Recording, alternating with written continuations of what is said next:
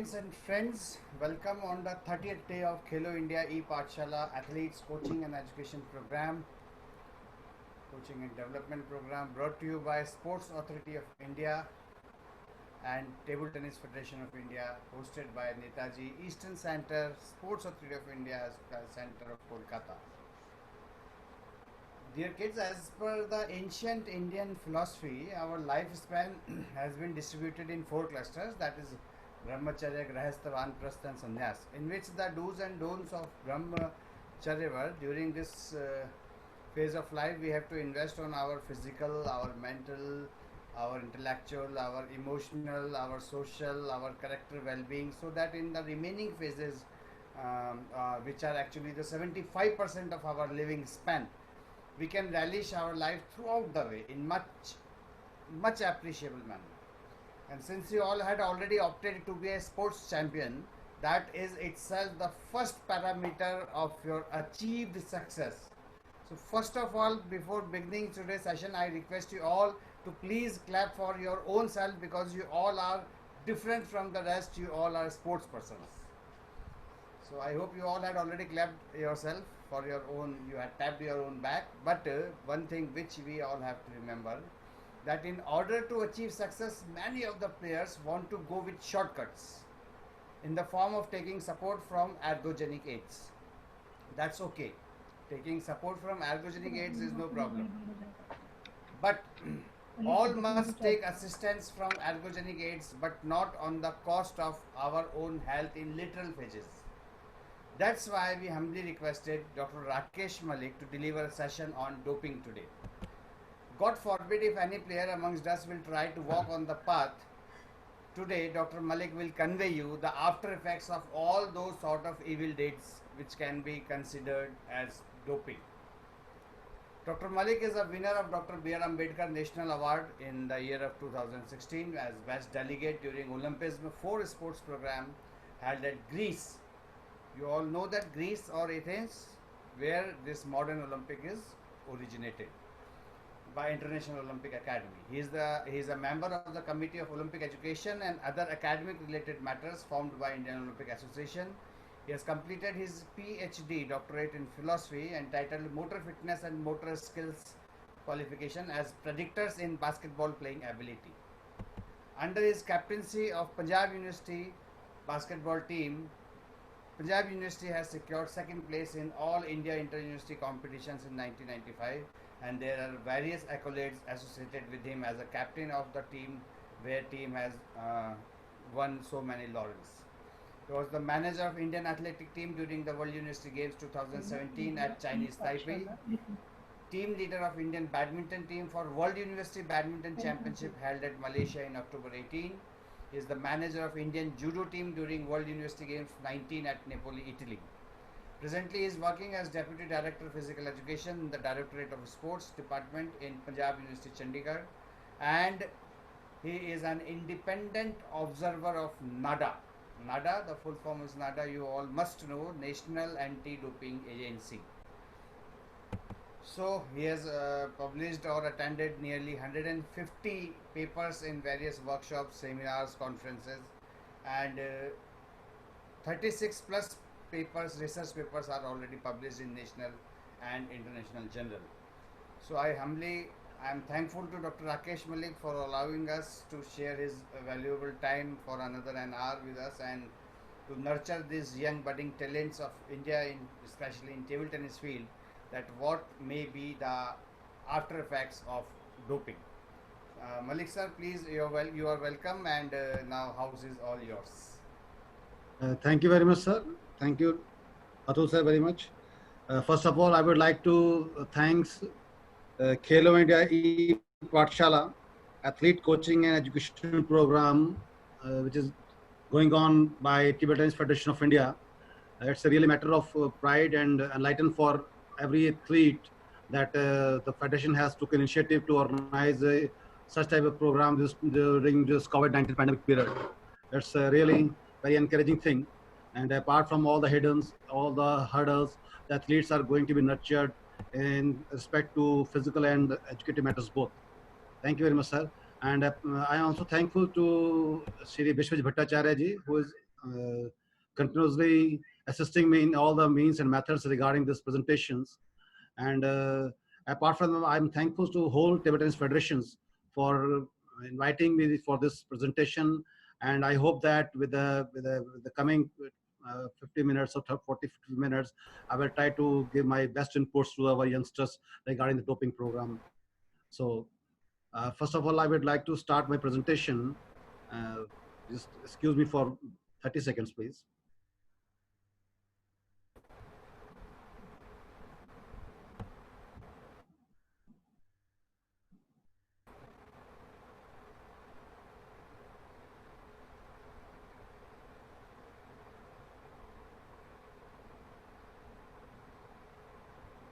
Yes, the presentation is on the screen. Yes, sir, it is viewable. It is viewable. Thank you, sir. Thank you very much. As per the instructions given by the organizers, I have to use the bilingual method for this presentation, both English and Hindi, so that everybody can be able to understand the things or the concept in a very crude manner. Thank you. So before starting the doping, the procedures, all things regarding doping, I would like to introduce what is the agency, what the present agency at the world level, which is controlling or guiding principles or giving cardinal principles regarding the dopings. So dear children, the first and the foremost thing you should know what is WADA.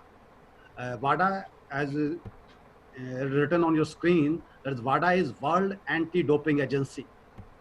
It's the principal body which is controlling all the aspects related to the doping. It is very well accredited by the UNESCO UN body. It is established in year 1999, and its first release is Anti-Doping Code in 2003. And for what? It's basically to provide the list of prohibited substances and how to control the inputs of doping into the current scenario of sports. And near about 193 countries, including India, NADA India, is also a member of this program. And the slogan of this WADA is play true. It means you have to play in the spirit of play with the truth, play with the, with the free, dope free. Now, the question arises, what is an anti-doping rule violation? यदि आप लोग इस बात को understand करने की कोशिश करेंगे जो खिलाड़ी हैं कि ये what is anti doping rule violation है क्या चीज, but in short form we call it ADRV. So it's a very short definition regarding this. When an athlete or athlete support persons, you should read it very carefully. When an athlete or athlete support persons commits a doping offense, is known as an anti-doping rule violation. आप खिलाड़ी या आपका कोई भी supporting जो आपसे support कर रहा है, आपका कोच है, आपका ट्रेनर है, आपका साइकोलॉजिस्ट है, आपका मसाज थेरेपिस्ट है, आपका डॉक्टर है, कोई भी इस प्रोसीजर के अंदर आप इन्वॉल्व होता है, तो that's come under the anti doping rule violation act. और उस एंटी डोपिंग रूल वायलेशन की the sole responsibility is on the athlete. So you should be very much aware, awakened that when an athlete or athlete support persons commit any dope offense, it all falls under anti-doping rule violation. Certain consequences or sanctions apply to the athlete or athlete support persons who commit an ADRV, that is anti-doping rule violations. So the what you call sanctions are for both athletes as well as to the supporting. The sanction means punishment, or what was the consequences basically. Because the sanction word is a legal word, तो कई बार बच्चों को पता नहीं लगता sanction क्या है, consequences is the same meaning. जब भी आप कोई भी ऐसा athlete और athlete support system में कोई भी anti doping rule violation आप करते हो, तो both are you responsible and the punishments are according to that. Now the question arises, how does a substance or a method falls under the criteria of prohibited list? आप कैसे इस बात को understand करेंगे कि जोन सा method या कोई सब्सटेंस यू आर टेकिंग और योर अप्रोचिंग और योर कोच इज और योर हेल्पर और your supporting staff is providing you, whether it's fall under the anti doping violation और नॉट. तो इसके लिए 3 criteria, 3 things are based factors. According to those base factors, we will decide whether you falls under the anti-doping rule violation or not. First is the substance you're taking. It has an potential to enhance sports performance. आप कोई भी ऐसा particle या कोई भी ऐसा substance लेते हो, उसका किसी भी तरीके से या किसी भी रेशो में वो आपकी परफॉर्मेंस को एनहांस कर रहा है या उसकी एनहांस करने की कैपेसिटी रखता है, that's come under the criteria of doping. Second is it represent an actual or potential health risk to the athlete. और ये जरूरी नहीं कि आपकी परफॉर्मेंस एनहांस करे, यदि वो आपकी हेल्थ को भी रिस्क फैक्टर है, if it harms your health also, then that particular substance also falls under the doping. Third point is that it violates the spirit of sports. Spirit of sports means fair play, true play. Any substance or method which masks the effect or detention of prohibited substances is also prohibited. If you are taking any type of substance and after that you are taking any masking substance means आप उसको cover up करने के लिए कोई ऐसा substance ले रहे हैं जिससे को पता ना लगे और the actual doping particle could not be identified, then it also comes under the prohibited list. And this prohibited list, this doping list is reviewed annually. Because with the medical sciences day to day, there's a lot of advantages, lot of scientific development is going on. So that is why this prohibited list is annually revised. और ये हर साल annually revise होती है और 1st of October को वाडा ये list को prepare कर देता है और 1st January of every year this list is come into the effect. आप इसको बड़े ध्यान से समझ लीजिए कि 1st of October को वाडा it is bonded to the WADA that they're bonded to circulate the list of prohibited substances, and that particular list is come into the force on the 1st January of every year. However, in exceptional circumstances, a substance may be added to the prohibited list at any time. Or meanwhile, if the WADA found that any substance which was not in the previous time and they found that it should be included in the prohibited list, they may add it or include it, that particular substance at any time. So I think it is clear that regarding the criteria, how a substance or method should be included into the prohibited list of the WADA. Now the questions are, what are the different types of anti-doping rules violations? ये आपके लिए जानना बहुत जरूरी है कि कौन कौन से आपकी एक्ट्स, कौन कौन सी आपकी एक्टिविटीज, कौन कौन से आपके what you call activities which are falls under the anti-doping rule violation. It doesn't mean that आप कोई substance ले रहे हैं वही सिर्फ anti-doping के अंदर नहीं आएगा. This is a 10 points is given here. First is presence of prohibited substance. आप जो भी substance, जो prohibited substance है, यदि आप उसको ले रहे हो तो that falls under the prohibited list. Second is आपने वो substance लिया है या नहीं लिया, आपने उसका attempt भी किया है. If you attempted to take this particular substance and that particular substance is in the prohibited list, then the activities also come under the anti-doping rule violations. Third is evading or refusing or failing to submit to sample collection. आपने किसी भी तरीके से जो sample लेने आए हैं, DCOs हैं, डोपिंग कंट्रोल ऑफिसर या चैपरॉन है, आपने वहाँ से भाग गए हो, रिफ्यूज कर रहे हो या कोई एक्सक्यूज दे रहे हो कि that I could not able to submit my samples, that also falls under the anti-doping rule violations. And one of the very important, that is whereabout failures. Whereabout failures, अभी जितने भी जो international players हैं या national medalist हैं, it is compulsory for them to provide the whereabout information.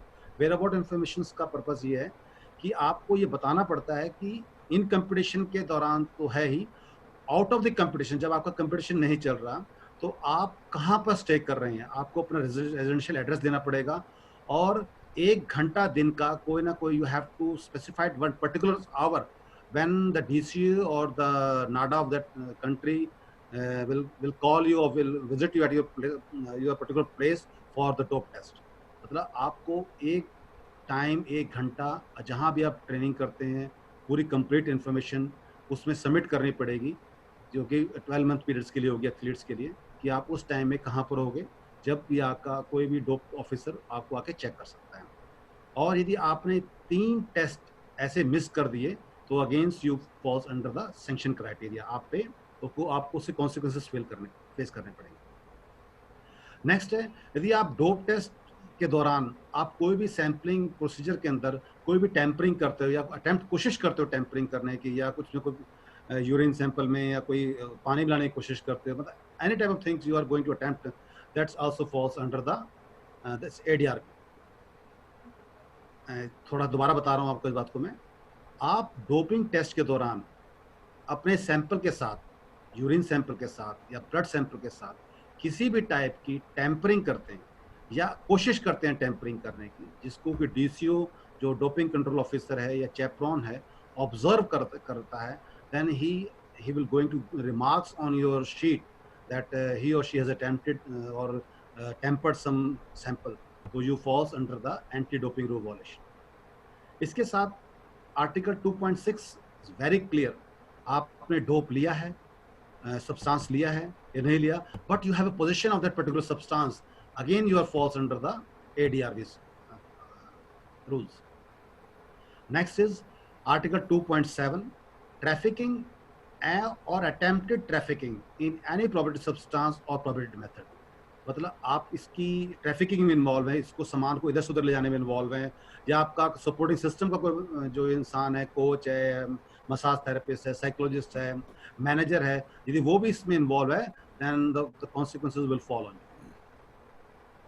Administration or attempted administration to any athlete in competition of any prohibited substance or prohibited method, or administration or attempted administration to any athlete out of the competition of any prohibited substance. It means ये दोनों ही बातें जो तो ऊपर की मैंने बात discuss की है, इस within the competitions and out of the competitions, जब आप खेल रहे हैं कंपटीशन के दौरान या कंपटीशन के बाहर, जब आपको वेयर अबाउट इन्फॉर्मेशन देनी है, उस टाइम भी आप ऐसी कोई एक्टिविटी करते हो, then again you falls under the anti-doping rule violations. Next is complicity, assisting, encouraging, aiding, abetting, conspiring, covering up, or any type of your bad intention regarding the promotion of doping will falls under the anti-doping rule violation.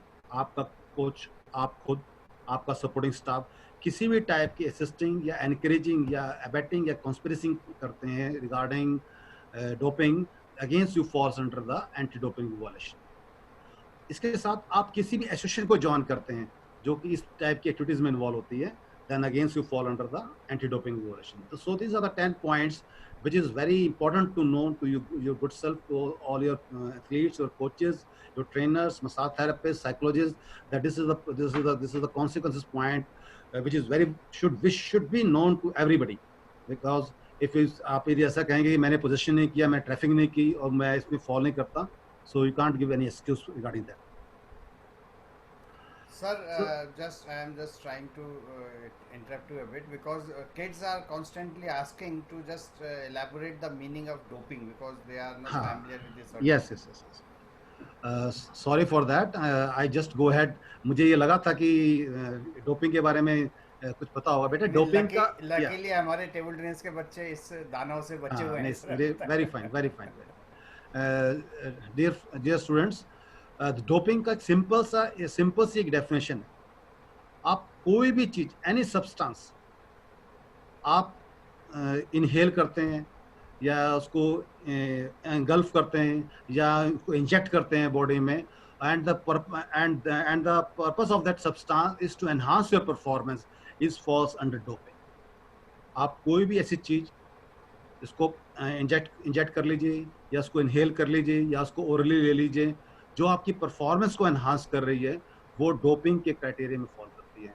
और उसका जो criteria मैंने आपको पहले ही discuss किया कि वो जो पॉइंट्स आपको मैंने डिस्कस किए थे, वो आपकी परफॉर्मेंस को एनहांस कर रहा है, वो आपके लिए पोटेंशियल रिस्क फैक्टर है, वो स्पिरिट ऑफ स्पोर्ट्स को नुकसान कर रहा है, वो उसके अंदर फॉल करेंगे। नेक्स्ट पॉइंट मैंने आपसे ये डिस्कस किया था कि भी आप वो सब्सटेंस को कैरी करते हैं, लेते हैं, अटेम्प्ट करते हैं, या ड्यूरिंग डोपिंग जो अपना ब्लड डोपिंग टेस्ट है या यूरिन सैंपल कलेक्शन टेस्ट है, उसमें आप रिफ्यूज़ करते हैं या अपनी वेयर अबाउट इन्फॉर्मेशन देने से मना करते हैं, या कोई टेम्परिंग करते हैं या किसी सब्सटेंस को पोजेस करते हैं या उसकी ट्रैफिकिंग में इन्वॉल्व हैं या किसी भी एसोसिएशन से इन्वॉल्व हैं या आप किसी भी इस चीज़ को एनकरेज कर रहे हैं, इसके लिए सपोर्ट कर रहे हैं, कंस्पायर कर रहे हैं या किसी एसोसिएशन को ज्वाइन कर रहे हैं, all these activities will fall under the anti doping rule वॉलेशन।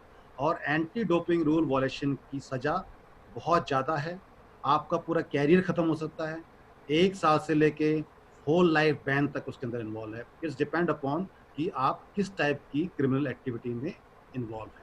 I think it is clear to everyone up to now. Yes sir, clear. एक मैं छोटा सा बच्चा आपको बता देता हूँ कि हम लोग अपने मुंह से whatever we are eating through our mouth through the alimentary canal process, if that is purely natural, यदि वो फ्रूट है, वो सब्जी है, वो रोटी है, वो दाल है, वो नॉन वेज में भी चिकन है, मटन है, वॉट एवर, जो कि नेचुरल प्रोसेस से हमारी टेबल तक पहुंचाया गया है, यदि हम वो ले रहे हैं और उससे हमारे को कोई स्ट्रेंथ मिल रही है, हमारे मोटर कंपोनेंट्स को थोड़ी सी मतलब उसकी वीकनिंग्स जो है वो दूर हो रही है, दैट इज़ ओके।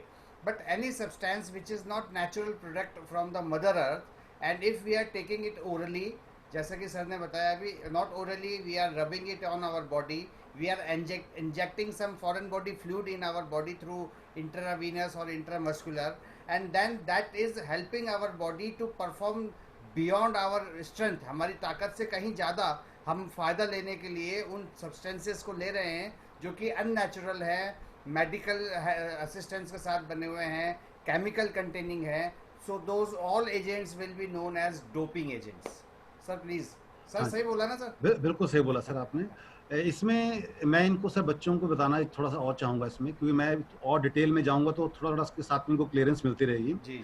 कि आपको जैसे सर ने कहा कि आपको जो आप फूड इनटेक कर रहे हो, आप जहाँ कहीं भी बैठे हो, किसी क्लब में बैठे हो, खाने के लिए बैठे हो, कंपटीशन के दौरान कहीं बैठे हो, तो you should be very careful. आपको ये नहीं पता कि कौन-सा सब्सटेंस, कौन-सा एजेंट, कौन-सा पार्टिकल आपको डोपिंग में फॉल कर सकता है। So it is better you should be very careful while eating food and while taking any medicine. Even आपकी जो बुखार के टाइम पे मेडिसिन है या कोई एनासिन वगैरह भी है, वो भी आपकी डोपिंग में फॉल कर सकती है यदि आपके लिए आपने उसको प्रॉपरली एग्जाम्पशन नहीं ली हुई। तो मतलब आपको बहुत ध्यान रखना है, क्योंकि वो बातें अभी आगे आएंगी। तो मैं थोड़ा सा आपको यहाँ तक तो मेरा आई थिंक बच्चों को क्लियर हो गया होगा कि कोई भी सब्सटेंस जो कि आपकी परफॉर्मेंस को एनहांस कर रहा है वो डोपिंग के अंदर फॉल कर सकता है। जैसे सर ने बताया, इंजेक्ट किया, इनहेल किया, रब किया या आपने इसको ओरली डाइजेस्ट किया। तो अब एक और क्वेश्चन लोग पूछते थे कि sir is dialysis is a probated method. अब डायलिसिस के अंदर क्या है कि वो किडनी से किडनी फेलियर में ब्लड प्यूरिफिकेशन करते हैं। तो ये थोड़ा सा एडवांस है, फिर भी बच्चों को बताने के लिए अच्छा रहेगा कि मेडिकल ट्रीटमेंट में के अंदर ये डायलिसिस प्रोसीजर भी है, ये भी प्रोबेटेड है। ये इसको रिफ्यूज किया गया है। कोई खिलाड़ी को इस तरीके की प्रॉब्लम है, किडनी की प्रॉब्लम है, कुछ उसको डायलिसिस से बेस्ड है, तो उसको थेरेपेटिक यूज एग्जेम्पशन का रूल फॉलो करना पड़ेगा। थेरेपेटिक यूज एग्जेम्पशन वो है बेटा कि जहां पर where you are bonded to take that particular medicine or particular treatment which is very important for your life, तो उसके लिए नवाडा आपको अलाउ करती है, but with certain conditions, and that conditions falls under therapeutic use exemption. और आपको वो exemption लेने के लिए at least 30 days before the competition आपको आपकी कंसर्न फेडरेशन को अप्लाई करना पड़ेगा। क्योंकि अब आप आई थिंक एडोलसेंट बच्चे हैं, सभी 18-19 साल से नीचे ही होंगे, आप लोग भी इंटरनेशनल टूर्नामेंट्स में जाओगे तो you should know all this things. आपको पता होना चाहिए कि आपको क्या क्या प्रिकॉशन यूज कर रही हैं, क्या क्या नहीं कर रही। इससे पहले कि what is the status of I drop containing beta blockers, इसको थोड़ा सा एक्सप्लेन करने से पहले I will discuss with you कि जितने ये जो हमारे डोपिंग के जो जितनी भी चीज़ें हैं इनको हमने 5-6 कैटेगरीज में डिवाइड किया होगा बेसिकली आपको अंडरस्टैंड करने के लिए। उस कैटेगरी में सबसे पहले हम जिनका नाम लेते हैं दैट इज कॉल्ड स्टिमुलेंट्स। मतलब आप जब भी डोपिंग की बात करोगे तो आप ये वर्ड्स सुनते रहोगे, स्टिमुलेंट्स सुनते होगे। स्टिमुलेंट्स बेटा क्या है? विच एनहांस योर अलर्टनेस, जो आपकी अलर्टनेस को एनहांस करता है, आपको थोड़ा अपना जो कॉल्ड एक्साइटेड करता है, मोटिवेट करता है। उस टाइप की कोई मेडिसिन आप ले रहे हैं जैसे कोकीन है, एम्फेटामाइंस हैं, वो सब इस कैटेगरी में फॉल करती हैं स्टिमुलेंट्स के अंदर। और ये जो स्टिमुलेंट्स हैं लोग इंजेक्ट भी करते हैं, नेसल स्प्रे से भी लेते हैं, ओरली भी लेते हैं। And the second category is anabolic steroids. Anabolic steroids का नाम लोग बहुत सुनते हैं।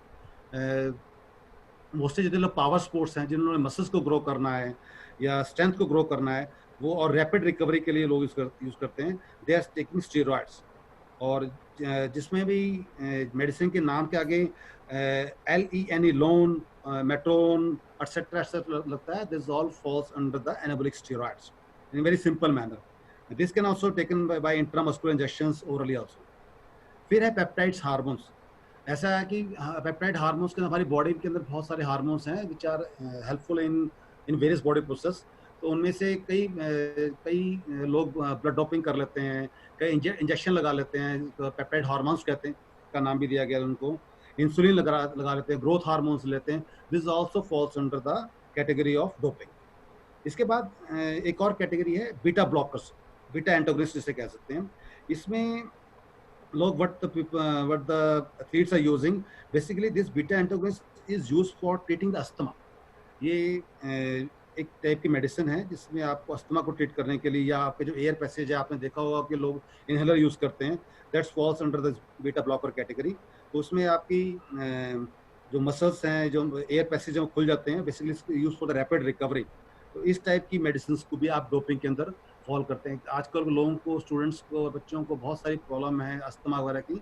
If they are taking this type of things, they have to take the medical prescriptions and before going to the competitions take the therapeutic exemptions from the concerned federation। ये आपके लिए बहुत ज़रूरी है क्योंकि टेबल टेनिस इंडोर गेम है और काफ़ी जो बच्चे जो इंडोर गेम के हैं वो इस टाइप की प्रॉब्लम से सफ़र कर पाते हैं, क्योंकि बाहर आउटडोर होने के कहते हैं लोगों की इम्यूनिटी का इम्प्रूवमेंट काफ़ी ज़्यादा होती है, क्योंकि they are exposing so many things, so many particles in the air.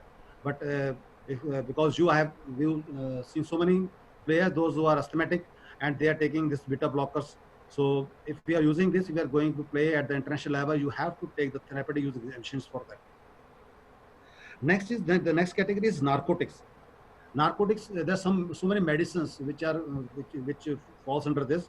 जो उनको लोग ले रहे हैं वो बेसिकली पेन रिड्यूस करने के लिए ले रहे हैं। जो टॉप क्लास एथलीट्स हैं वो ज़्यादा प्रैक्टिस करके उनको पेन ना हो या इंजरी हो गई है उस टाइम अपने आपको पेन को रोकने के लिए, हिडन करने के लिए, they are taking the narcotic medicine. It's basically to reduce your pain and increase your endurance. The another category is diuretics। आपको diuretics के बारे में ये थोड़ा सा बताना जरूरी है। जितने भी आपने बेटा देखा होगा कि जो वेट कैटेगरीज वाले स्पोर्ट्स हैं, karate, weight lifting, taekwondo, wrestling, जहाँ पर द एथलीट्स और the player want to reduce their weight, वो अपना वेट रिड्यूस करके लोअर वेट में फाइट करना चाहते हैं, so they are taking diuretics। diuretics basically करता क्या है? Diuretics is used to exclude the fluid from your body। It is very harmful। आपकी बॉडी से फ्लूइड जाएगा, यू मे बी डिहाइड्रेटेड और आपको बहुत सारी प्रॉब्लम्स हो सकती हैं। तो इस टाइप की मेडिसिन, इस टाइप की सब्सटेंस को भी मना किया गया है। और इसके साथ साथ और मेथड्स भी हैं, जैसे कि ब्लड डोपिंग का मेथड है, जीन डोपिंग का मेथड है। ब्लड डोपिंग के बारे में थोड़ा सा मैं आपको बता दूं, व्हाट इज ब्लड डोपिंग। इसमें what the players are doing, what the athletes are doing, वो अपना ब्लड कुछ 200 ml के आसपास अपना ब्लड पहले निकाल के रख लेते हैं। They take out the blood at least 3 weeks before the competitions और they put it into the cool place और उसको नियर अबाउट 2-3 दिन पहले, कंपटीशन से पहले उसको इंजेक्ट कर लेते हैं अपने ही ब्लड को। तो वो उनकी इंडोरेंस कैपेसिटी को बढ़ाता था। That's false under the blood doping. और कई लोग अपना ब्लड नहीं लेते, किसी और का ब्लड ले लेते हैं, तो that's also come under the blood doping. So there are so many means and methods the athletes, the players are using to enhance their performance. So with the continuity of this, I just focus on this this slide. What is the status of eye drops containing beta blocker? अब आपको ये बड़ा question होगा कि आप eye drops डाल रहे हो। आई ड्रॉप्स में क्या है? बेसिकली बीटा ब्लॉकर्स हैं। बीटा ब्लॉकर्स क्या है? वो आपकी क्या कहते हैं उसको, चेतना शक्ति को, आपकी कंसंट्रेशन लेवल को बढ़ाते हैं। तो it is prohibited in some particular sports, specially in shooting, archery, इस टाइप के स्पोर्ट्स में ये वैलिड नहीं है। हो सकता है कि टेबल टेनिस में भी इसका कोई प्रभाव पड़े। I think the federation people will able to clarify this thing very much because lot of concentration is required in the table tennis. So this thing will be clarified by Atul sir very well कि whether the beta blocker is allowed or not. So next is are eye drops containing brinzolamide और dorzolamide prohibited? ये दो substance हैं जो आई drop में है और जिसे बीटा ब्लॉकर्स नहीं है, तो they are allowed to take. They are not prohibited under list. इसके साथ ही मैं आपको एक बता दूं कि कुछ टाइम पहले 2003 to 2015 there is a rule regarding the caffeine. Coffee का भी एक रूल था कि आप इतनी लेवल में कैफीन ले सकते हो, but now there is no such prohibition on the caffeine और कॉफी. अब उस पर कोई it doesn't follow under the anti doping regulations. But हाँ, कुछ स्पोर्ट्स में अभी भी है, जैसे कि किसी ने नाम सुना हो आप में से, NCAA basketball organisation is at America. They are still using it as a prohibited substance caffeine को. Next is what is the status of intravenous injection or infusion as a part of medical procedure. अब आपको कोई problem है, आपको कोई दवाई लेनी है, कोई इंजेक्शन लेना है, तो उसके लिए भी आपको इस बारे में नॉलेज होना बहुत जरूरी है कि whether you are permitted to take intravenous injections और not. So you should read this rule very carefully. Intravenous infusion or injections are not prohibited if they are legitimately received in the course of hospital treatment, surgical procedures, or clinical investigation, or if they do not exceed 100 ml per 12 hours periods. Otherwise, they require a therapeutic use exemption. मतलब आप 12 घंटे के period में 100 ml तक उसको treatment के दौरान use कर रहे हो, then it's okay.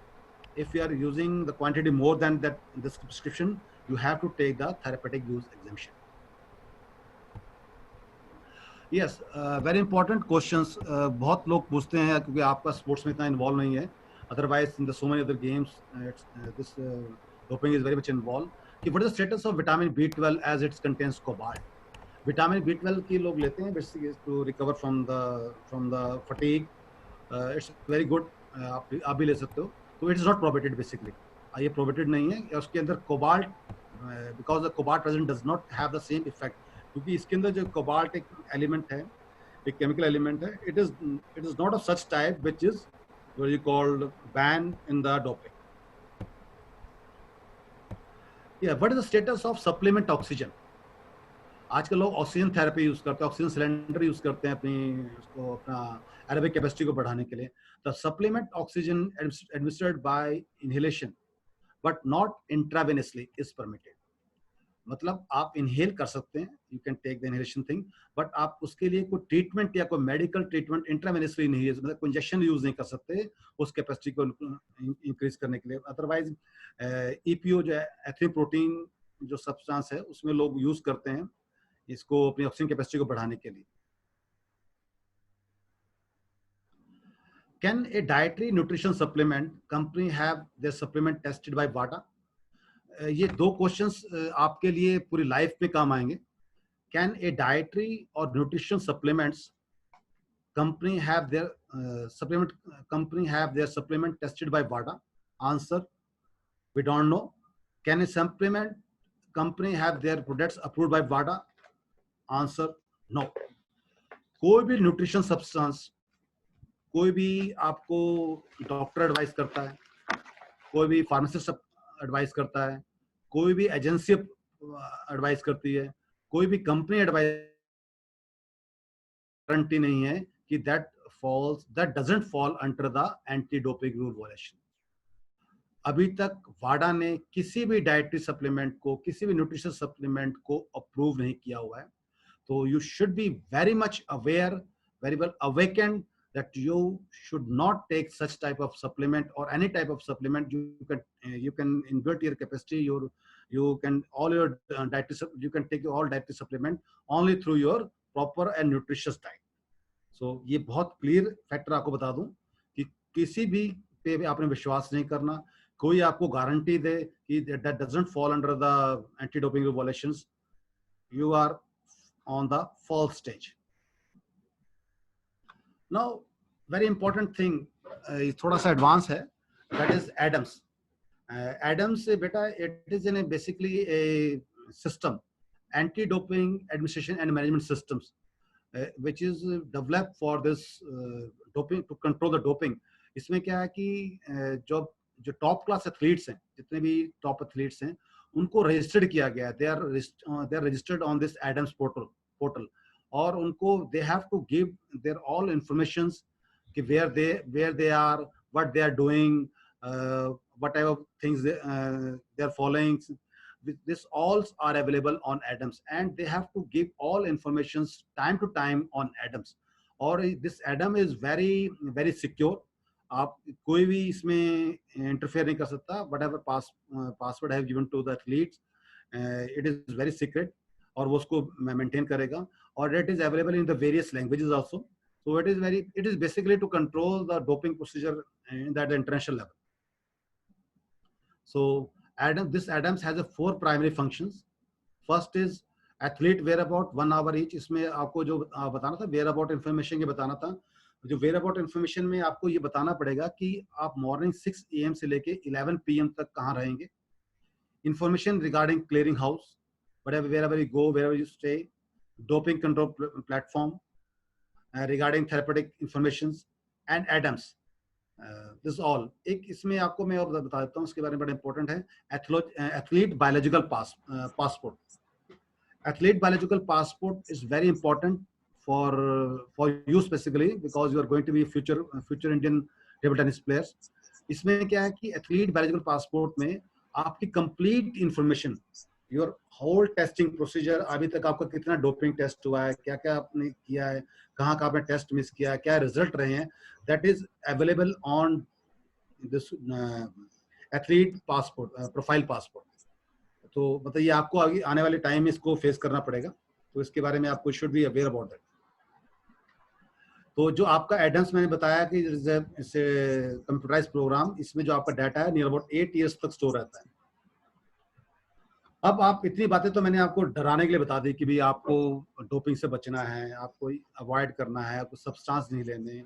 लेकिन इसके साथ साथ आपके दिमाग में बहुत सारे क्वेश्चंस भी आए होंगे. फिर हम क्या करें, what we have to do. You have so many rights and responsibility. बेटा, आपको जब भी आपका डोपिंग टेस्ट होता है, आपके पास बहुत सारे राइट्स हैं, रिस्पॉन्सिबिलिटीज भी हैं उसके साथ आपकी. वो आपको बड़ा ध्यान से समझने वाली बात है. First of all, whenever you are going to be nominate by the doping control officer, DCO इसको बोलते हैं, कि आपका डोप टेस्ट होना है, तो आपको वो आपको नॉमिनेट करता है. नॉमिनेट मतलब वो ऐसे नहीं कि आप कोई भी आके आपको कहेगा कि मैंने आपका टेस्ट लेना है, ऐसा नहीं होता. बेसिकली डोपिंग टेस्ट के लिए एक मिशन ऑर्डर निकलता है. जो नाडा, जो कंट्री की नेशनल एंटी डोपिंग बॉडी है, वो एक मिशन ऑर्डर सर्कुलेट करती है. whether the sampling will be done on the random basis, या कोई पोजीशन होल्डर उठाने हैं, या कोई स्पेसिफिक लेन में प्लेयर खड़ा वो उठाना है, या ऑल क्वार्टर फाइनलिस्ट उठाने हैं, या ऑल फाइनलिस्ट उठाने हैं. मतलब इस तरीके से एक नॉमिनेशन होती है, जो कि एक रिटन नॉमिनेशन होती है. एंड द डीसीओ और द डोपिंग कंट्रोल ऑफिसर और chaperone has to go according to that mission order. ये नहीं है कि वो आप किसी को भी आके कहेगा कि भी मैंने आपका डोप टेस्ट करना है, मैंने आपको नहीं. It is very specified order. तो इसके बारे में आपको पता होना जरूरी है. सेकंड है कि वो जब आप वहां पर डोपिंग कंट्रोल सेशन में जाओगे, तो you can request the doping control officers कि how to give the sample, कि आपको सैंपल देना कैसे. You have a complete right to get the information. आपको आपके दिमाग में कोई भी क्वेश्चन आता है, डेवलप होता है, आप उसकी इंफॉर्मेशन वहां से ले सकते हैं डोपिंग कंट्रोल ऑफिसर से. And he is bounded to provide you each and every information. Basically he is assisting you in the proper procedure. तो आपको उससे डरना नहीं है. आपको वो असिस्ट करेगा, आपकी पूरी हेल्प करेगा आपका सैंपल कलेक्शन प्रोसीजर में. आपको उसकी बात ध्यान से सुननी है, उसके इंस्ट्रक्शंस को फॉलो करना है, और उसको कोऑपरेट करना है. और तो very easily you will able to do this testing procedure. Next है कि जब आपको डोपिंग के लिए उन्होंने इनवाइट कर दिया कि you have to give the sample, लेकिन उसके साथ साथ आपकी टूर्नामेंट का मैचेस, विक्ट्री सेरेमनी रहती है, और कई सारे फंक्शंस रहते हैं. तो मैंने आपको ये जो पॉइंट दिए, there are so many points. For that these are the valid point which for that you can take excuse कि मुझे अभी विक्ट्री सेरेमनी अटेंड करनी है. I have to complete my further event. यदि आपको फर्स्ट मैच आपका हो गया, सेकंड मैच आपका रहता है, साथ में सपोज आपने इंडिविजुअल मैच खेला है, आपका टीम इवेंट रहता है, तो यू कैन गिव एक्सक्यूज कि मुझे सर अभी ये सेकंड मैच में रहता है, first I have to complete my event, then I will come for the dope test. तो you are permitted for this. Finish training session, यदि आपको आउट ऑफ द कंपटीशन आपका टेस्ट हो रहा है, तो you are allowed to complete your training session. Dope control officer आपको बीच में आके नहीं रोकेगा. कि आपको रुकना है, आप you first you give to get test, otherwise I will write complaint, this and that. No, you have a complete right to complete your training session, and after that you can take the test. आपको कोई medical attention की जरूरत है, you need any first aid, you need any rehabilitation, you need any treatment, you are fully authorised to take that particular treatment. Fulfil media commitment.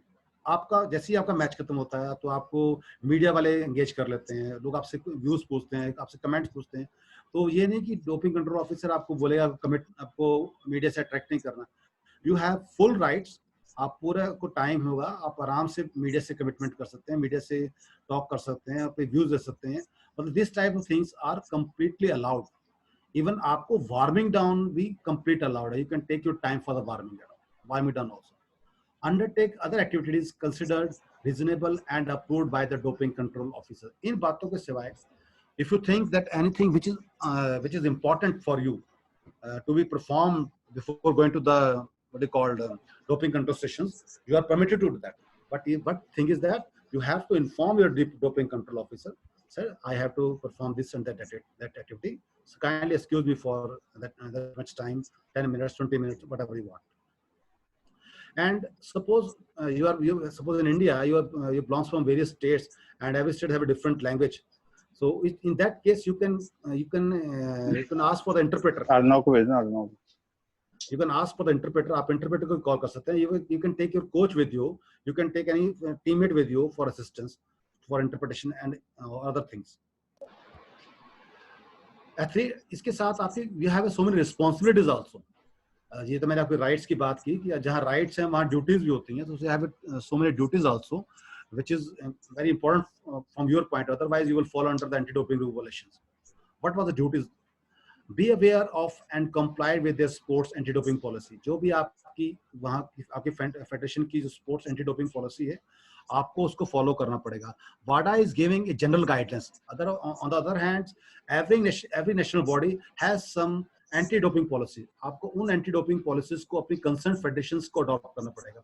Example के लिए मैंने इसको caffeine की बात की. कैफीन अपना आज प्रोहिबिटेड लिस्ट में नहीं है डोपिंग की, लेकिन एनसीडब्ल्यू जो एक नेशनल बॉडी है बास्केटबॉल की, वो उसको प्रोहिबिटेड लिस्ट में डालती है. तो you have to bonded to follow the rules of your concern federation. Be available for comply with the sample collection procedures. आपको जो प्रोसीजर है उसके लिए आपको वहां मौजूद रहना पड़ेगा. You have to be remain there. उसके लिए कोई टाइम लिमिट नहीं है. जब तक आप सैंपलिंग प्रोसीजर को कंप्लीट नहीं करते, it may take 1 hour, it may take 12 hours, it may take 20 hours. You have to give the sample. आपके लिए कोई एक्सक्यूज नहीं है. यदि आप नॉमिनेट हो गए हैं सैंपल देने के लिए, तो आप सैंपल देने के बाद ही छुटकारा पा सकते हैं. अदरवाइज यदि आप एक्सक्यूज दोगे तो then you fall under the anti doping rule violation. In case you want some other duties you have to perform, you should remain in the sight of an official at all times. जो आपको ये नहीं कि आपका जो DCO है जिसने आपका सैंपल कलेक्ट करना है, आप उससे छुपते या कोई हॉल है वहाँ कोने में छुप के बैठ जाएं या साइड पे होके बैठ जाएं या पर्दे के पीछे बैठ जाएं. You should remain in the sight of the officials. ये आपको बड़ा ध्यान रखना है. इस पे एक जनरल सा रूल है कि जब भी आपको नॉमिनेट किया गया, you have to report for the doping control session at least minimum within 60 minutes. 60 minutes के अंदर आपको वहां पर पहुंचना है. This is general guidelines. Delay भी पॉसिबल है, पर उसके लिए आपको आपको डीसीओ को बताना पड़ेगा. जो नेक्स्ट है कि जब भी आप सैंपल देने जा रहे हैं, you should check whether all the sample kit in which you are going to give the sample, urine sample or blood sample, it is properly sealed or not. You have full right to check the equipment. आपको पूरा अधिकार है कि जिसमें आपने sample provide करना है, आप उस सैंपल यूनिट को चेक कर सकते हैं. इसके साथ ही मैं आपको ये बताना चाहूंगा, जब भी आपको यूरिन सैंपल या ब्लड सैंपल देने जाओगे, तो आपको 3 किट्स दी जाएंगी. At least minimum 3 kits are required to be given to the every athlete. ज्यादा भी हो सकती हैं, लेकिन मिनिमम 3 किट्स देने का रूल है कि 3 किट में से आपको अपनी पसंद की कोई भी किट सिलेक्ट करनी है. यदि वहां पर 3 किट्स अवेलेबल नहीं है सैंपल देने के लिए, तो you can refuse to give the sample also. तो बेसिकली ऐसा होता नहीं है, क्योंकि मतलब आपको इस बात को ध्यान है, it's comes under your right that आपको एटलीस्ट मिनिमम 3 किट्स मिलेंगी टू प्रोवाइड यू सिक्योरिटी कि इसमें कोई टेम्परिंग नहीं की गई. और उसके बाद all appropriate documentation is accurate, completed and signed. Be aware of which substance are prohibited. इसमें आपको जब आप ब्लड कंट्रोल ऑफिस में जाओगे तो वहां पर आपकी जब सैंपलिंग करने से पहले वो आपसे फॉर्म भरवाएंगे आपका। They will fill one form and the form has 5 duplicate copies. उसमें बेटा क्योंकि उस फॉर्म के अंदर आपकी कंप्लीट इंफॉर्मेशन है, जिसमें बताया गया कि आपका यूरिन सैंपल टेस्ट हुआ है, आपने कितना यूरिन सैंपल दिया है, कितना ब्लड सैंपल दिया है, whether you will treat it properly or not, whether the DCO have given you enough information or not, whether any coach or manager has assisted you or not, तो क्या आपने कोई medicine तो नहीं ली है पिछले 7 डेज में, उस सब की इंफॉर्मेशन आपको उस फॉर्म में भरनी होती है और the DCO will help you in filling that form. So वो फॉर्म भरने के बाद आपको उसकी 5 कॉपी में से 1 पिंक कलर कॉपी, आपको बड़ा ध्यान में रखने वाली बात है कि 5 फॉर्म होंगे एक ही टाइप के, उनमें जो पिंक कलर की फॉर्म होगा वो the DCO will give that pink color form to you for your custody. उसमें आपकी पूरी एक्सप्लेनेशन दी होगी कि भाई आपने क्या किया, कैसे सैंपल दिया है, कितना सैंपल दिया है, क्या प्रोसीजर अडॉप्ट किया है, आपके सिग्नेचर होंगे। तो you must take the pink colour copy before leaving the doping control station. Support person, जैसे मैंने आपको पहले भी डिस्कस किया कि भी आपको डोपिंग से डरना नहीं है। It's a part and parcel of the sports training and competitions. You should be knowledgeable about that. You should know about the policies and rules about that. और इसके साथ this rule violations is applicable to your support person also. और आप जब भी doping control session में जाएं, you are allowed to take any assistant with you. आप allowed, ये आपको कोई bond नहीं कर सकता कि आप allowed नहीं, आप किसी को साथ लेके नहीं जा सकते। You are allowed to take one person with you. It may be your coach, it may be your partner athlete, it may be your medical practitioner, it may be your massage therapist, it may be physiotherapist. So supporting and assisting anti-doping organization to conduct doping control. आपको वहां पर जाके उस procedure के लिए doping control officer को पूरी help करनी है, असिस्ट करना है आपको उस काम के लिए। Next is most important, you may be a top class or you may be Olympian athletes or you whatever you may be, you should not try to influence anybody using their influence on athletes' values and behavior to foster anti-doping attitudes. You are not permitted to influence DCO or chaperone regarding your positions, regarding your status. अब ये थोड़ा सा मैं इसके बारे में बताना चाहूंगा, सैंपल कलेक्शन प्रोसीजर। इसमें you should very carefully read these points. आपको पहले पता होगा कि there is a doping control station. आप जब भी किसी भी इंटरनेशनल टूर्नामेंट में जाएं या सेशन में जाएं, इवन नेशनल चैंपियनशिप्स में, नेशनल गेम्स में, तो वहां पर डोपिंग कंट्रोल स्टेशन होगा। वो mostly doping control station is at the venue and slightly separated from the what is called mass gathering. तो वहां पर वो डोपिंग कंट्रोल स्टेशन में की एक खास बात यहाँ वो ये है कि nobody other person is allowed to enter the doping control station. Even media persons are not allowed to enter the doping control stations, where all the provisions of samples are there. Sampling processing are sometimes sampling processing are also there. Sample collection forms are also there. Only authorized commercial couriers are used to use. इसमें इसी से related आपको मैं कुछ थोड़ी detail बताना चाहूँगा। जब भी आपको नोटिफाई कर दिया गया है सैम्पलिंग के लिए कि you are notified to give the sample, तो उसमें सबसे पहले आपको DCO नोटिफाई करेगा, आपके साइन कराएगा। जो डोपिंग कंट्रोल ऑफिसर है या चैपरॉन है, आइडेंटिफाई करने के बाद कि हमने इस एथलीट का डोप टेस्ट लेना है, इस एथलीट का यूरिन सैंपल लेना है, वो आपको नोटिफाई करेगा। नोटिफाई कैसे करेगा? आपके फॉर्म पे साइन कराएगा। बेसिकली जब आपके फॉर्म पे साइन हो जाएंगे तो it means you are notify हो गया डोप टेस्ट देने के लिए, you are bonded to give the test. और वो आपका आई कार्ड चेक कर सकता है, आपकी आई कार्ड की फोटो कॉपी क्लिक कर सकता है। कई बार उसको ये लगता है कि भाई 2-3 बच्चों की शक्ल मिलती जुलती होती है तो उसको धोखा ना लगे, तो he can take your photograph also. तो वो लेने के बाद वो आपको कॉल करेगा। जैसे मैंने आपको पहले ही बता दिया है कि you have the rights to complete your formalities regarding the competitions, regarding the latest stage procedures, regarding your media commitment, regarding ceremony whatever it is, वो कंट्रोल करने के बाद आप डोपिंग कंट्रोल स्टेशन में आएंगे। वहां पर आके आपको you are permitted to drink water, you are permitted to take other beverages also, but आपने उसको अवॉइड करना है। आप पानी लें तो बेटर है, अदर बेवरेजेस ना लें, क्योंकि it may contains any substance which may be harmful to you. तो आप पानी पी सकते हैं, और पानी पीने के लिए भी you are provided sealed bottle for that. और आप ओपन बॉटल से पानी ना पिए, सील्ड बॉटल से पानी पिए। यदि आपको सील्ड बॉटल नहीं दी गई तो you can request to the DCO to provide a sealed water bottle, वो आपको प्रोवाइड करेगा। प्रोवाइड करने के बाद आपका पूरा फॉर्म कंप्लीट किया जाएगा, नेम वगैरह जो आपकी गेम है, आपका चेस्ट नंबर है, सब कुछ भरने के बाद ही विल रिक्वेस्ट यू कि आप कंटेनर सिलेक्ट करें। इसमें आपको यूरिन सैंपल लेना है। कंटेनर भी आपको मिनिमम 3 सैंपल में से एक सिलेक्ट करना है, और आपको सिलेक्ट करने के बाद आपको ये चेक करना है कि वो कंटेनर प्रॉपरली सील्ड है कि नहीं। आपने अनसील्ड कंटेनर को सिलेक्ट नहीं करना सैंपलिंग के लिए। बिल्कुल सील्ड सैंपल को चेक करके, देख के अच्छी तरीके से वो आपने कंटेनर सेलेक्ट करना है। और उसके बाद आपको यूरिन सैंपल के लिए जाना है। यूरिन सैंपल में आप बड़ा ध्यान से सुनिए, you have to remove your cloth, जो आपके लोअर पोर्शन है वो नीज लेवल तक, और अपर पोर्शन को up to the ribs level तक आपको उठाना पड़ेगा। और यू कैन नॉट रिफ्यूज जो डीसीओ है या जो चैपरॉन है कि वो आपको यूरिन पास करते हुए ना देखे। He is permitted that you are passing the urine in a proper manner.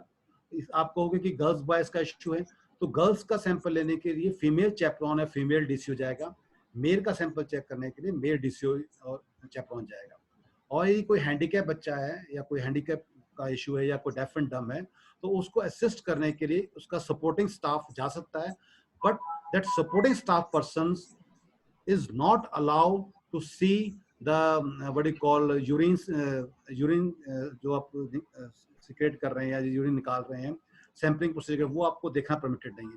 Only the DCO और chaperone is allowed the what you call sampling procedure. इसमें आप उसको मना नहीं कर सकते। आप ये नहीं कह सकते कि मुझे शर्म आ रही है या कुछ है। you are supposed you are what you called forced to compelled to that give sample in such a process, आपको देना पड़ेगा। उसके बाद जब आप सैंपल लेके आ गए हैं तो यू हैव टू एटलीस्ट, आपका जो यूरिन सैंपल है वो 90 ml का होना चाहिए, मिनिमम 90 ml। तो आपको जब सैंपल लेके 90 ml को आप कंटेनर में लेके आए हो, you have to what you call stop that container, close that container। उसके बाद आपको उसको सैंपल को डालने के लिए, यूरिन सैंपल को डालने के लिए एक बॉक्स प्रोवाइड किया जाएगा जिसमें bottle A and B, there are 2 types of bottles, और आपको मिनिमम 3 चॉइस में से एक चॉइस, जैसे मैंने को पहले कहा कि कंटेनर की भी 3 चॉइस हैं और सैंपल डालने की जो बॉटल है उसकी भी 3 चॉइस मिनिमम होनी चाहिए। ज्यादा हो सकती है, लेकिन मिनिमम 3 चॉइस में से आपको एक कंटेनर सेलेक्ट करना है। और कंटेनर सेलेक्ट करने के बाद आपने मैच करना है कि जो दोनों बॉटल्स हैं उसका जो बार कोड है वो सेम है कि नहीं, वो आपने जरूर चेक करना है। और वही बार कोड का जो आपका जो वो है नंबर है, वही आपके फॉर्म पे लिखा जाए। सबसे पहले आपने बॉटल नंबर बी को 30 ml भरना है, और फिर बॉटल नंबर ए को भरना है। और जब आप भर देंगे इसको, you have to close that bottle. आपको बॉटल के ढक्कन को पूरा घुमाना है। एक टाइम के बाद वो बॉटल का ढक्कन घूमना बंद हो जाएगा और वो दोबारा बॉटल नहीं खुल सकती। You should be ensure that कि आपने जब उसको सील को घुमाया है वो घूमती रहेगी, कट की आवाज आएगी, और एक टाइम के बाद वो बॉटल घूमनी बंद हो जाएगी। वो ऐसे सील हो जाएगी कि वो ना राइट घूमेगी ना लेफ्ट घूमेगी, ना एंटी क्लॉकवाइज घूमेगी ना क्लॉकवाइज घूमेगी। It means the bottle is sealed now. तो आपका सैंपल जो था वो सील्ड हो गया है। उसके बाद आपने उसको सैंपल को उसको दोबारा उस बॉक्स में डालना है और उसको फॉर्म में चेक करना है, उसको बॉक्स का नंबर व्हाटएवर इट इज, उसको करने के बाद उसको हैंड ओवर कर देना है डीसीओ को। अब ये sample A and B, there are 2 types of samples. ये इसमें क्या होगा कि फर्स्ट सबसे पहले आपका सैंपल ए सिलेक्ट चेक के लिए जाएगा, चेकिंग होने के लिए। जो लेबोरेटरी होगी, नाडा अप्रूव्ड लेबोरेटरी, वहीं पर सैंपल जाएगा, किसी और एजेंसी में नहीं जा सकता। उसमें आपका नेगेटिव आएगा तो उसकी भी रिपोर्ट जो लेबोरेटरी है नाडा को करेगी. तो then there is no need of further check. If it is found positive, आपके सैंपल ए में कोई आपका ऐसा सब्सटेंस मिलता है, तो you are allowed to what you call appeal against that. आपको within 14 days you can appeal for that. आप विद इन 14 डेज नाडा को कह सकते हो कि मेरा बी सैंपल भी चेक किया जाए. तो आपका बी सैंपल भी चेक करा जाएगा. और while checking your B samples you are allowed to witness that sample testing procedure. आप उसके लिए भी परमिटेड हो सकते हो. और जो आपका सैंपल है, सबसे इंपॉर्टेंट बात यह है कि जो सैंपल स्टोरिंग है, it it may store from 3 month to 10 year period. आपका सैंपल 3 महीने से लेके 10 साल तक स्टोर किया जा सकता है. और इस स्टोर 10 ईयर पीरियड के अंतर्गत आपका कभी भी आपका जो सैंपल चेक हो सकता है. और इफ यू आर फाउंडेड कि आप उस प्रोबेबली सब्सटेंस को कैरी करता है आपका सैंपल, तो you will be punished accordingly. आप ये कह दो कि भी उस टाइम तो ये अलाउड था, अब नहीं allowed. No, you are not permitted in future also, कि आपको वो आने वाले टाइम में आपको वो सब्सटेंस भी प्रोहिबिटेड लिस्ट के अंदर आ सकता है. तो you should be very much aware कि आप ऐसा कोई भी सब्सटेंस ना लें जो कि वो प्रोहिबिटेड सब्सटेंस के अंदर आएगा. इसमें मैं आपको सभी बच्चों को एक सजेशन डॉक्यूमेंट्री सजेस्ट करना चाहता हूँ. If you find some time regarding your whole the doping procedure, doping system, the controversies, each and everything, so you must watch this movie Icarus, ICARUS. It's a very fantastic movie which will guide you, which will enlighten you regarding the doping procedures, how the athletes are trying to avoid, or how they're using various techniques, what are they doing, how the federations, how the countries are involving in the doping system or doping strategies to uplift their performance. So it's really very fantastic movie. You can watch this movie. और ये movie सभी के लिए बहुत important है. Even coaches can see this movie. So I think with the suggestions, you will definitely enlighten the whole procedure regarding that. So at last, my humble submission to all my young athletes, the future of India, that you are the only one who can limit your greatness. आप सिर्फ आप ही हैं. You are the only one who are going to limit your ability. You can explore your ability. You can uplift your performance. You can uplift your ability either that right manner or in the wrong manner. But wrong manner is totally maybe spoil your whole career, whole your dignity, whole your values, each and everything. But the development in the right spirit will definitely take you at the top. और इसका last एक ही conclusion है बेटा कि the hard work never go waste. Luck may be go vain, but the hard work never go waste. इसके लिए मैं आपको एक छोटी बात बताता हूँ. हो सकता है कि आपका लक आपको, जैसे कोई बहुत कहते हैं भाई मैं तो बहुत लकी हूँ, मेरे लकी, आई एम फॉर्चुनेट, मैं हर टाइम लास्ट पॉइंट मैच जीत जाता हूँ, मैं ये हर टाइम मेरा लॉट बहुत अच्छा डलता है मैचेस में, टीटी का मेरा ग्रुप बड़ा अच्छा पड़ता है. बट आप इतनी मेहनत कीजिए कि भी आपको किसी और चीज का सहारा न लेना पड़े, इवन लक का सहारा भी ना लेना पड़े. You will enough capable, enough great, enough you have an ability to prove yourself, so that you are far away from any type of things, doping, whatever may be. So at this point my presentation is over, sir.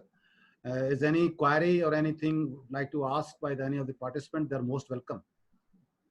Sir एक बच्चे ने ये पूछा था कि if he or she is consuming Ayurvedic medicine, तो whether it will come under the doping or what?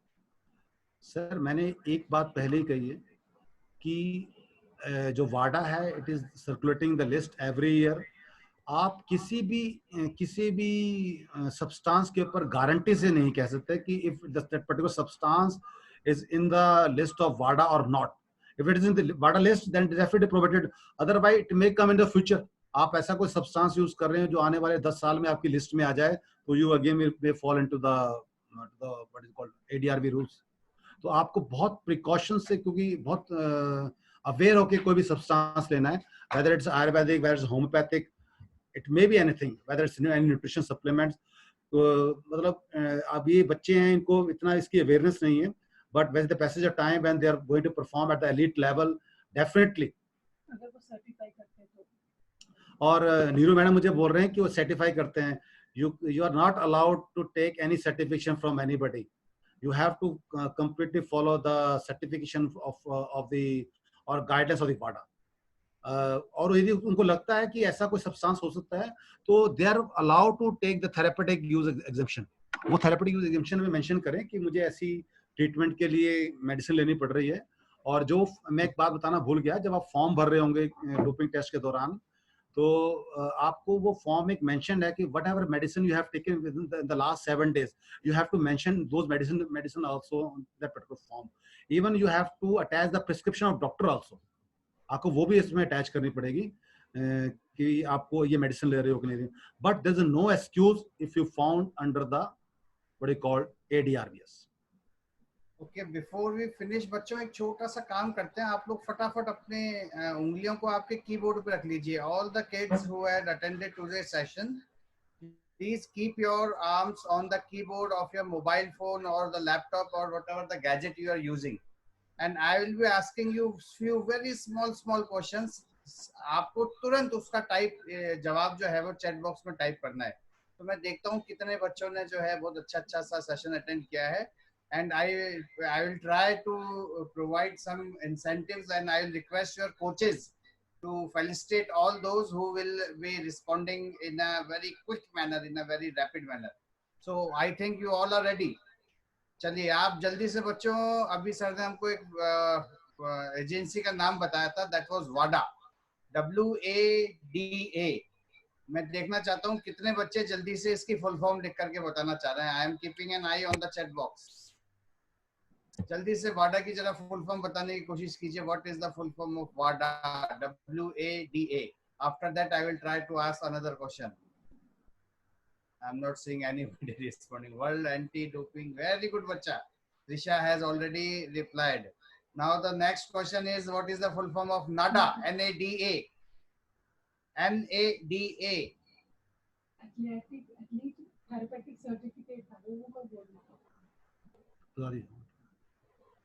Very good, Aditya, Mishti. Very good, boys. Then last question regarding the abbreviations is, what is the full form of ADRV? ADRV. This word has been used almost more than 15 times by Dr. Malik. ADRV.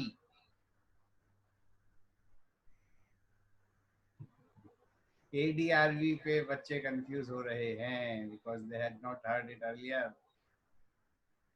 I'll again wait for another 20 seconds. Anti-doping rule violation. Shabash, Tasub, Sabash, Maithran. Very good. Sanjeet, very good. So, do you know on which date WADA circulates the prohibited substances list? Circulates. Very good, Aditya. And on which date it is applicable? 1st June, Trisha. Very good, very good. So I think all the kids has attended this session in a very amicable manner with fullest of concentration. I am proud of you kids. आज doctor Malik हमारे साथ थे. और बच्चों मैं आपको कुछ नाम बस करो बच्चों. hold on. I know you all are brilliant kids. Atul sir, there is one question in the chat box regarding the Chyawanprash. एक खास मैं उसके बारे में बताना चाहता हूँ सर कि भी जितने भी ये मल्टीनेशनल कंपनीज हैं, मैं किसी च्यवनप्राश के बारे में अपोज नहीं कर रहा.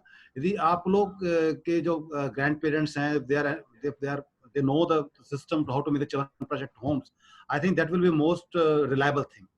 आप उसको यदि वो घर में ऐसा कोई बनाना, जैसे कहते हैं देसी च्यवनप्राश लोग बनाते हैं घर पे, इस तरीके की चीजें यूज करते हैं, तो I think this is more helpful. और जो सिंपल बात यह है कि जो आपकी डे रूटीन की डाइट सिस्टम है, that is enough capable to you to build in a strong और कंप्लीट एथलीट. आप उसको प्रॉपरली फॉलो करेंगे तो I think you didn't record anything. और आजकल तो अपना वीगन डाइट का बड़ा जमाना चला हुआ है. वीगन डाइट के बारे में लोग बहुत प्रपोज कर रहे हैं, जिसमें बिल्कुल ही वर्ल्ड का सिनेरियो चेंज कर दिया है सोचने का. So there's a lot of opportunities, a lot of things which they can use to build themselves in a proper way. Sir, actually, I had gone through with some literature last month. There, I had witnessed few names who conquered Olympic medals. Even they were totally vegetarian. Yes, definitely. हाँ जी, बिल्कुल सही They, कहा. they were medal conqueror, and we are not opposing non-vegetarian players. It is purely your own choice. And the second thing which Dr. Malik has prescribed and has suggested that, with all due regards to all the big companies of who are manufacturing Chyawanprash, but sometimes some sort of preservatives may having those type of substances which may be banned by the NADA or WADA. So just to refrain, just to play safe in such conditions, that's why Dr. Malik has suggested कि आप देखेंगे तो उसके अंदर पूरा ingredient होता है, आंवला होता है, द्राक्षासा होता है, आले होता है, जो भी चीजें होती हैं तो अपने घर पे वो सब बनाई जा सकती हैं. And few names are there which are very popular names, and they were the hero or they were the idols of so many, and they were unfortunately found some few of them found guilty, and few of them still investigations are going on. Just like in tennis, Maria Sharapova was there. In track and field, Tyson Gay was there. Then Ben Johnson episode was the something which made the whole world shocked and amazed. Then Shane Warne and Shoaib Akhtar also faced such type of trials regarding the anti-doping cases. So, bachcho, this is a very good lesson for you all. Sir, one more advice I would like to give the young students. Sure. Welcome. इसमें question था regarding the eye drops. I will read the question in the chat box. So regarding this, मैं बच्चों को इतना ही बताना चाहूँगा कि बेटा the list of all the substances available on the website, WADA website, आप जो भी मेडिसिन यूज कर रहे हैं, whether it's बीटा ब्लॉकर्स और इनहेलर यूज कर रहे हैं, कुछ भी यूज कर रहे हैं, तो आप उस सॉल्ट को उस लिस्ट पे चेक कर सकते हैं. If you find that salt is in that particular medicine, like कोई आई ड्रॉप है, बीटा ब्लॉकर है या कुछ ऐसा है, तो वो आप उस डॉक्टर को कह दीजिए कि मुझे काइंडली इसका अल्टरनेटिव मेडिसिन दीजिए जिसमें ये सब्सटेंस ना हो, तो definitely it will be help you. अच्छा, सर ने जो 4 तरीके के जो मेन आप लोगों को बताए थे, जिसमें कि एनाबॉलिक स्टेरॉइड्स थे, बीटा ब्लॉकर्स थे, डिप्रेसेंट्स थे, वो क्या होता है, that depends on the tendency, that depends on the nature of your game, which type of game, because some games who are requiring more and more concentration, just like archery he referred, just like shooting he referred, उसमें आपको एक stance में without any body movement, with the fullest of concentration, you have to focus on particular bullseye, और उसमें आपको 10 second 15 second 20 second खड़े रहना होता है. तो वो जो एंटी डिप्रेसेंट्स इस तरीके के जो ड्रग्स होते हैं, दैन कहीं पे आपको एरोबिक एनर्जी चाहिए होती है, कहीं पे आपको एनारोबिक, तो वो हर तरीके के डिसिप्लिन के अलग अलग कैटेगराइजेशन आपको डॉक्टर मलिक ने आज बताए थे. And one thing which is very clear, just like as in table tennis, we had started racket legitimacy testing. आपसे बात हुई थी ना, पहले भी 2-3 बार बात हुई है, that we are doing a racket testing before the match. Why that racket testing? Because while pasting the rubber on the ply, we are using a particular glue in earlier days, and that glue was containing VOC, volatile organic component.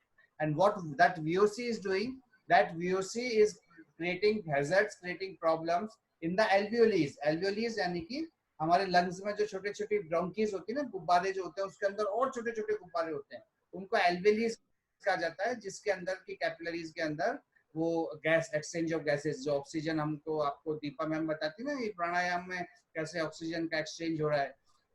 So that VOC which actually we are pasting on the ply, and the rubber, for gluing the rubber on the ply, is sooner or later creating hazards, creating problem in our lungs. Similarly, in our performance enhancing tactics, if we are using these type of drugs, तो उस वक्त हो सकता है आप जीत जाएंगे, हो सकता है आप विक्ट्री पोडियम पे खड़े हो जाएंगे, आपके गले में मेडल पहना दिया जाएगा, बट जैसे सर ने प्रोसीजर्स बताए, वो आपके भले के लिए है. वो 15 मिनट की, 1 घंटे की, 2 घंटे की आपको खुशी जीवन भर के लिए हमारी बॉडी के मल्टीपल ऑर्गन्स के लिए प्रॉब्लमेटिक हो सकती है. That's why Nada and Wada came into operation, ताकि एक स्पोर्ट्स का जो मेन थीम है, that is brotherhood, respect and giving your best, ये चीज के साथ में कोई कॉम्प्रोमाइज नहीं हो. दैट्स व्हाई आपको ये कहा जाता है कि उन चीजों का उपयोग किया जाए जो कि प्योरली नेचुरल हो, जो कि मदर अर्थ से उगी हुई हो, फ्रूट्स हो, वेजिटेबल्स हो, जैसे अभी वीगन डाइट की भी बात की जा रही है, whatever you are consuming as a routine diet without any chemical or without any that type of substance, जो कि नाडा या वाडा की लिस्ट में आ रहा है। यहाँ पर और चीज सुन लीजिए strategically. 1st October they are releasing, because for next 90 days, October, November, December, you are having 90 days in your pocket. और हो सकता है 1 जनवरी से ही कोई इवेंट शुरू हो रहा है, तो शायद मलिक साहब 2-3 दिन पहले भी कई बार टेस्ट होता है ना शायद? सर टेस्ट कभी भी हो सकता है। नहीं, टेस्ट जैसे इवेंट शुरू होने से पहले भी कभी भी हो सकता है, ऐसे आपका सिलेक्शन हो रहा है। टेस्ट का सर ये रूल है, आप किसी जो नाडा एजेंसी है किसी भी खिलाड़ी का इन कंपटीशन आउट कंपटीशन कभी भी टेस्ट कर सकती है। They are bonded to give test. They cannot refuse a test if they are playing at the national level or an international level. Any player who is affiliated with the national with the concerned federation. मैंने sir इनमें एक छोटी सी बात बच्चों को बताना चाहूंगा, इनके पेरेंट्स के लिए, कोचेस के लिए भी, क्योंकि ये टेस्टिंग सभी गेम्स में इन्वॉल्व हो जाएगी, इन्वॉल्व है भी, कि आपको बाय चांस आप क्योंकि you are very very new to that things, आप कभी जाते हैं तो आप जब भी कोई ट्रीटमेंट ले रहे हैं तो आप डॉक्टर की जो ऑथराइज्ड डॉक्टर है उसकी प्रिस्क्रिप्शन लिस्ट को अपने साथ हर टाइम कैरी करें, हर टाइम कैरी करें। आप ये कहोगे मुझे किसी फार्मासिस्ट ने दवाई दी है उसकी प्रिस्क्रिप्शन लिस्ट है, it doesn't carry any weightage. और मैं एक बार लास्ट बार आपको ये बताना चाहूंगा कि आपको कोई भी प्रॉब्लम है, आप उसकी थेरेपेटिक यूज एग्जेम्पशन आपकी कंसर्न नेशनल फेडरेशन से ले सकते हैं। 30 डेज पहले आपने उसको अप्लाई करना है कि मुझे ये प्रॉब्लम है and that medicine is the life giving medicine to me. आप उसके एग्जेम्पशन लीजिए। आप बाई चांस फेडरेशन से एग्जेम्पशन नहीं ले सके हैं तो आप उस कंसर्न टूर्नामेंट जो ऑर्गेनाइज कर रही है बॉडी, उस बॉडी से या उस ऑर्गेनाइजिंग कमेटी से, या ओलंपिक जैसे को कर रहा है, एशियन गेम्स कर रहा है, कॉमनवेल्थ कर रहा है, एशियन कर रहा है, आप उस कंसर्न फेडरेशन से, ऑर्गेनाइजिंग कमेटी से भी उसकी एग्जेम्पशन ले सकते हैं। बट वो एग्जेम्पशन में पीरियड मेंशन होगा कि आपको वो मेडिसिन कब तक परमिटेड है। तो मतलब you may be suffering from any problem but the proper procedure you have to follow.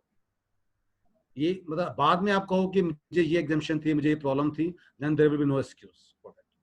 और एक इसमें एक चीज और मैं छोटी सी ये ऐड करना चाहता हूँ कि जैसे अभी सर ने बताया था कि 1 अक्टूबर को जो बैंड सब्सटेंसेस की लिस्ट रिलीज हो रही है, अगर आप चाहें तो आप उसको अपने साथ कैरी करके जिस भी डॉक्टर से, जिस भी फिजियोथेरेपिस्ट से, जिस भी थेरेप्यूटिक मॉडलिटी प्रोवाइडर से आप कांटेक्ट कर रहे हैं, उनको आप वो लिस्ट दिखा सकते हैं कि sir whether the drug you are suggesting me, prescribing me, वो ड्रग इस ड्रग में लिस्ट में तो नहीं है। यदि है तो प्लीज उसका कोई ऐसा सब्स्टिट्यूट हो ड्रग का जो कि इस लिस्ट में नहीं हो, यू कैन ऑफर और यू कैन सजेस्ट अस। ये भी सर हो सकता है ना सर? बिल्कुल बिल्कुल हो सकता है सर जी। मैं इसमें एक थोड़ा सा इनको और बता देता हूँ। मेरे पास एक लिस्ट भी थी जिसमें से ना, क्योंकि उसको अवॉइड करने के लिए एक पीरियड है basically.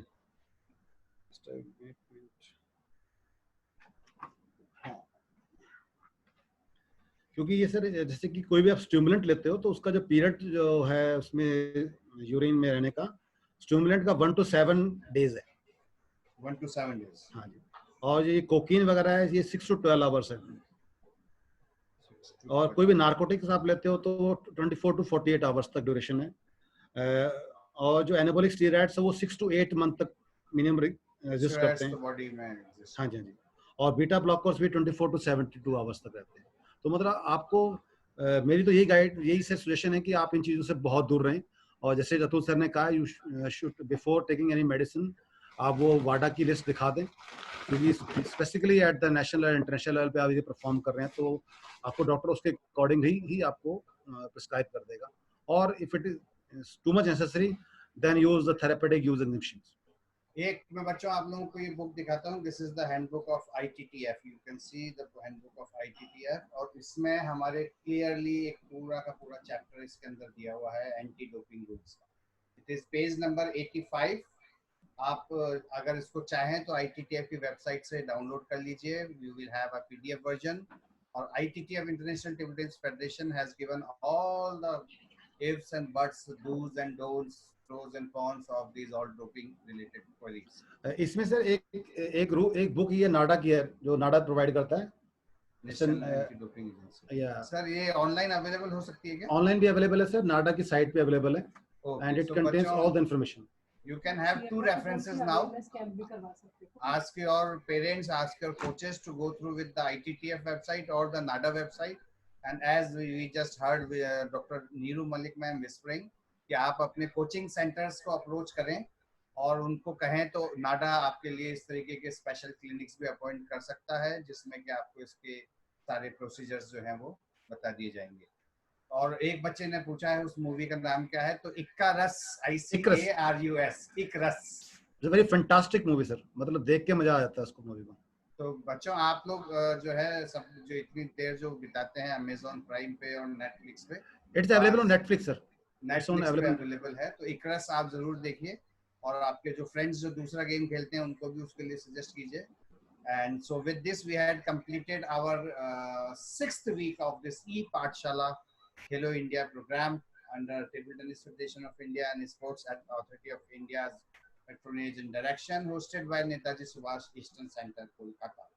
Today's speaker was Dr. Rakesh Malik, and indeed there were so many facts which I was not knowing. और आज सर ने मेरे को अपडेट किया है। सर मैंने अपनी खुद की एक डायरी आपकी आज की सारी टॉक में, हालांकि आज थोड़ा टेक्निकल कुछ हिंड्रेंसेस रहे, कभी लैपटॉप काम नहीं कर रहा था, कभी मोबाइल काम नहीं कर रहा था, but definitely all those has attended today's session are privileged with this and had gained a lot informations regarding these all procedures of anti-doping. I am thankful to you on behalf of the Sports Authority of India and Table Tennis Federation of India for sharing the words of wisdom, for sharing this very important essential knowledge for all sort of sports persons, not only to table tennis.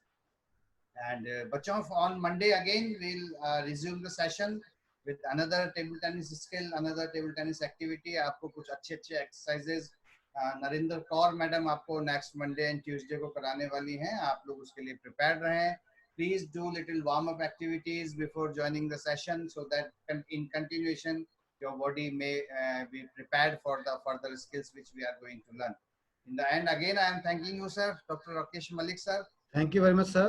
From my core of heart, I am thankful to all the organizing committee, Bishwajit sir and Atul sir, especially to you, and my young chaps, young budding players of India, and at last, Table Tennis Federation of India. Thank you very much. Thank you. Namaste, sir. So with this, I am continuing the session with this promise that you all will join me again at 5:15 on Monday. Good day, good evening.